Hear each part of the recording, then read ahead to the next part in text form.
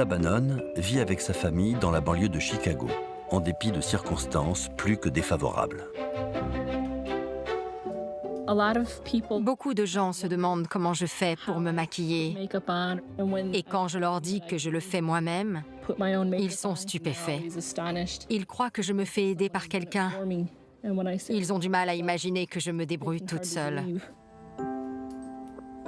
Linda est atteinte du syndrome de Holt-Oram, qui touche une naissance sur 100 000.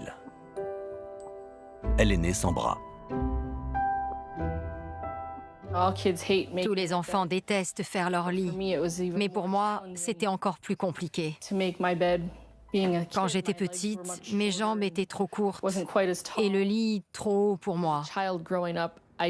J'ai porté tout un tas de prothèses différentes en grandissant et je les ai toutes détestées. Elles étaient lourdes et encombrantes. Alors, à l'âge de 12 ans, j'ai décidé de ne plus jamais en porter. Linda a toujours fait en sorte de mener une vie normale. Elle se débrouille avec ses pieds.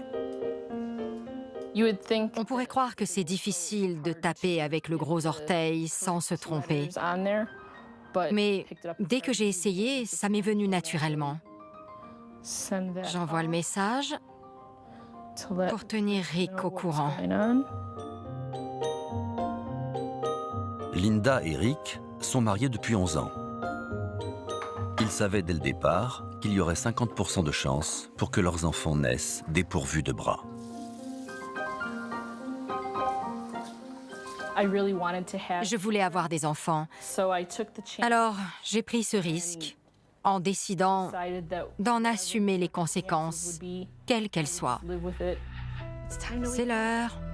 On s'est dit qu'on gérerait le handicap s'il se présentait. Allez, debout. Sans surprise, Timmy, 9 ans, n'a pas de bras. Feignant. Beaucoup de gens dans le monde considèrent que si l'enfant à venir risque d'hériter de la maladie génétique du parent, il ne faut pas le mettre au monde. Comment se débrouille une famille dont 2 membres n'ont pas de bras? C'est bon.